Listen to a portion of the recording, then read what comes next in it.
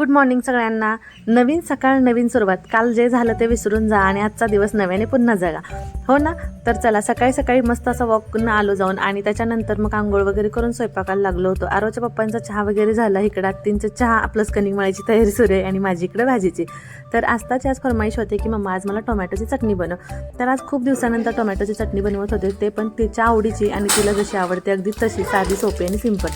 तर इथं बघा, आता मी तेल मस्त छान गरम करून घेतलं. त्याच्यामध्ये जिरं, मोहरी, कढीपत्ता आणि हिंग पावडर घातली. त्याच्यानंतर कांदाही घातला आणि कांदा भाजताना अगदी थोडंसं इथं मी मीठ वापरले. म्हणजे काय होतं की मिठाने कांदा पाणी लगेच सोडतो आणि लवकर भाजला जातो म्हणून. आणि तुम्हाला तर माहिती आहे, बऱ्यापैकी मी भाज्यांमध्ये हिंग पावडर वापरते, कारण त्याने ना भाजीला चवसुद्धा छान येते आणि खाल्लेली हिंग चांगली असते. पण उन्हाळ्याच्या दिवसात नाही वापरायची बरं का, भाज्या खराब होतात.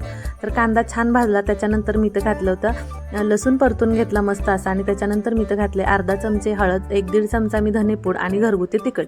ते छान परतून घेतलं आणि इथं घातलं मी टोमॅटो.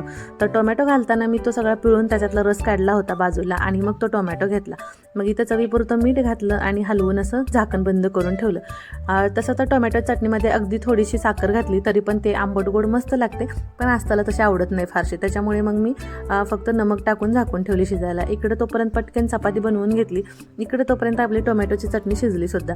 तर सगळ्यात लास्टला त्याच्यामध्ये मी घातलं शेंगदाण्याचं कूट आणि कोथिंबीर. आमच्याकडे बऱ्यापैकी भाज्या सगळ्या कूट घातल्याशिवाय बनतच नाहीत, पण माझं प्रमाण खूप कमी असतं. फक्त सुक्या भाजीला थोडाफार मी वापरते. आणि इकडं आज खूप दिवसानंतर आज बटाट्याची रस्सा भाजी बनवली होती आणि सकाळी सकाळी वातावरणच असं झालं होतं की असं वाटत होतं की पटकन जेवायला बसावं. आणि इथं बघा, आरोचे पप्पा गेलेत मुलांना सोडायला, कारण आज बाईक काही जात नव्हती. रस्त्यावर खूप जास्त चिकचिक झाली होती पावसामुळे आणि 2 दिवस झालं तुम्ही बघताय पाऊस काही उघडायचं नावच घेत नाही. तर इथं आता माझा स्वयंपाक वगैरे सगळा बनवून झाला होता. 8:30 वाजता सगळं आवरलं होतं. तर पटकन भांडी वगैरे घासून घेतली आणि म्हटलं चला पटकन सिंकसुद्धा घासून घेऊया. रोजच्या रोज घासून क्लीन केलं ना ते सिंक, त्याची जाळी वगैरे, तर अजिबात बेसिनमधनं स्मेल येत नाही. आणि मग इथं बघा सगळं आवरून घेतलं, किचन ओटा वगैरे साफ करून घेतला. तर असं आपली सकाळची दगदग धावपळ पळपळ झाली आणि इकडं फक्त भात शिजत होता कुकरमध्ये. तर चला, कसा वाटला व्लॉग नक्की कमेंट करून सांगा. बाय.